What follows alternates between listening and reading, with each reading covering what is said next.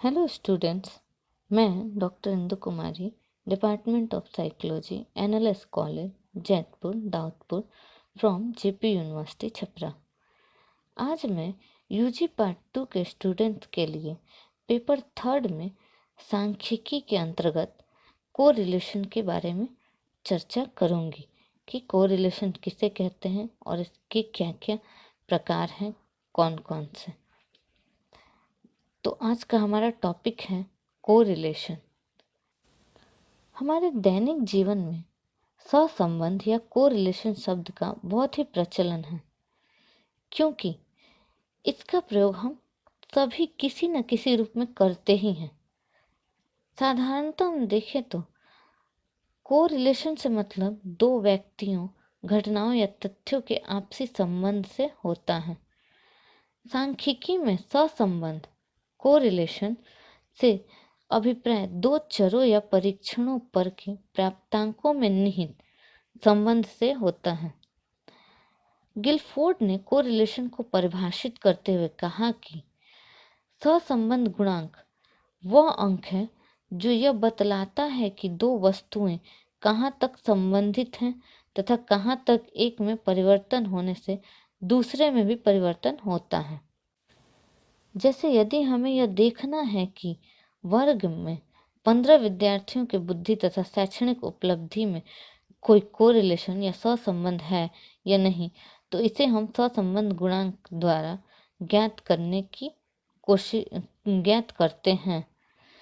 यहाँ सहसंबंध गुणांक बुद्धि परीक्षण तथा शैक्षणिक उपलब्धि परीक्षण पर के प्राप्तांकों के बीच ज्ञात किया जाएगा, जो हमें यह बतलाएगा कि कहाँ तक किस दिशा में बुद्धि प्राप्तांक में परिवर्तन होने से शैक्षणिक उपलब्धि प्राप्तांक में भी परिवर्तन होता है।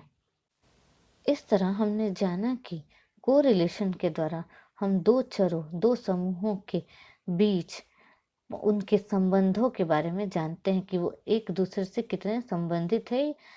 इस बात की हमें जानकारी प्राप्त होती है। ये तो था कोरिलेशन किसे कहते हैं।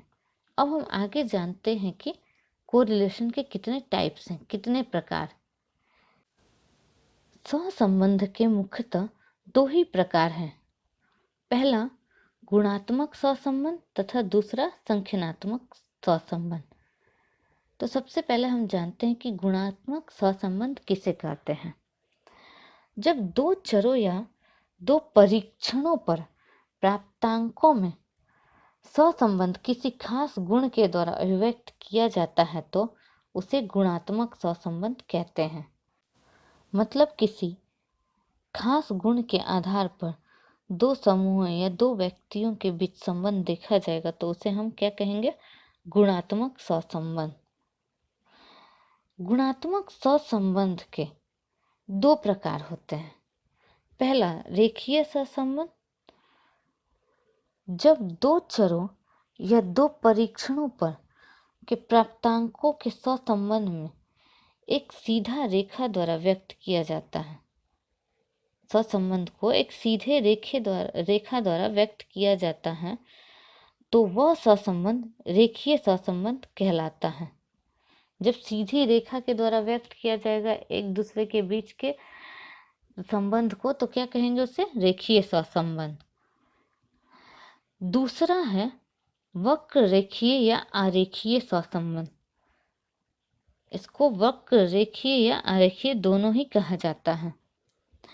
जब दो चरों या दो परीक्षणों पर के प्राप्तांकों के बीच सहसंबंध को एक सीधी रेखा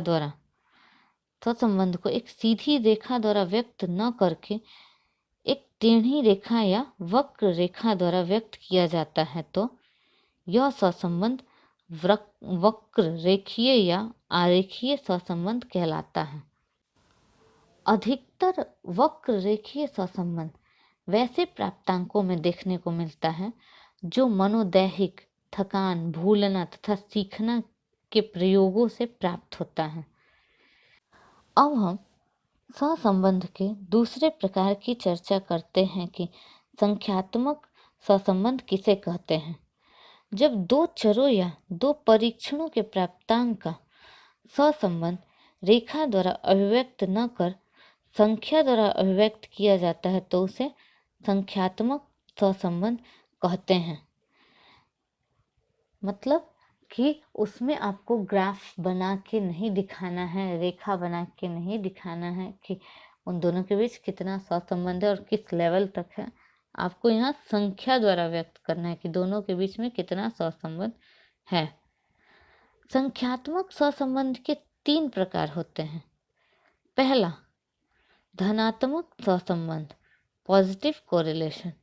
जब दो चरों के बीच का संबंध ऐसा होता है कि एक में किसी तरह का परिवर्तन होने से दूसरे में भी ठीक उसी तरह का परिवर्तन हो तो इस संबंध को क्या कहेंगे? धनात्मक सहसंबंध। क्योंकि एक में जैसे परिवर्तन हो रहा है दूसरे में भी ठीक वैसे ही परिवर्तन हो रहा है। जैसे व्यक्ति की आयु में वृद्धि होने के साथ साथ उसकी संवेगात्मक परिपक्वता में वृद्धि होती है। जैसे जैसे व्यक्ति की आयु बढ़ती है वैसे वैसे उसके संवेगात्मक परिपक्वता भी बढ़ती जाती है। तो यहाँ क्या है, जैसे जैसे आयु बढ़ रही है परिपक्वता भी बढ़ रही है, तो दोनों में समान रूप से वृद्धि हो रही है। तो ये क्या हो गया? ये धनात्मक सहसंबंध का एक उदाहरण हो गया। दूसरा, ऋणात्मक सहसंबंध। ऋणात्मक सहसंबंध धनात्मक सहसंबंध के विपरीत स्थिति में पाया जाता है। जब दो चरों के बीच का संबंध ऐसा होता है कि एक में वृद्धि होने पर दूसरे में घटने की प्रवृत्ति देखी जाती है तो यह संबंध ऋणात्मक सहसंबंध कहलाता है। जैसे किसी वस्तु का मूल्य तथा पूर्ति का संबंध। जब किसी वस्तु की पूर्ति बहुत अधिक होगी तो मूल्य में कमी आएगी तथा जब पूर्ति बहुत कम होगी तो वस्तु के मूल्य में वृद्धि होगी। इस तरह से हमने जाना कि ऋणात्मक और धनात्मक ये विपरीत संबंध है, क्योंकि उसमें बढ़ोतरी के साथ दूसरी चीज़ों में बढ़ोतरी ही होगी, परंतु इसमें एक चीज़ में जब बढ़ोतरी होगी तो दूसरे में क्या होगा? ह्रास होगा। इसी तरह से थकान तथा सीखना का संबंध प्राय ऋणात्मक ही होता है, क्योंकि जैसे जैसे प्रयोज्य में थकान बढ़ती है वैसे वैसे सीखने की मात्रा क्या होती है? कम होती जाती है। समझ में आया? तीसरा है शून्य सहसंबंध, जीरो कोरिलेशन। जब दो चरों के बीच कोई संगत संबंध नहीं होता तो उसे हम शून्य सहसंबंध कहते हैं। शून्य सहसंबंध से दो चरों के बीच संबंध का अभाव ज्ञात होता है तथा इसकी अभिव्यक्ति जीरो द्वारा की जाती है। मतलब कि इसमें दो चरों के बीच कोई संबंध पाया ही नहीं जाता, उसे ही शून्य सहसंबंध कहते हैं। इस तरह से हमने जाना कि सहसंबंध के कितने प्रकार हैं। आज के लिए इतना ही। धन्यवाद।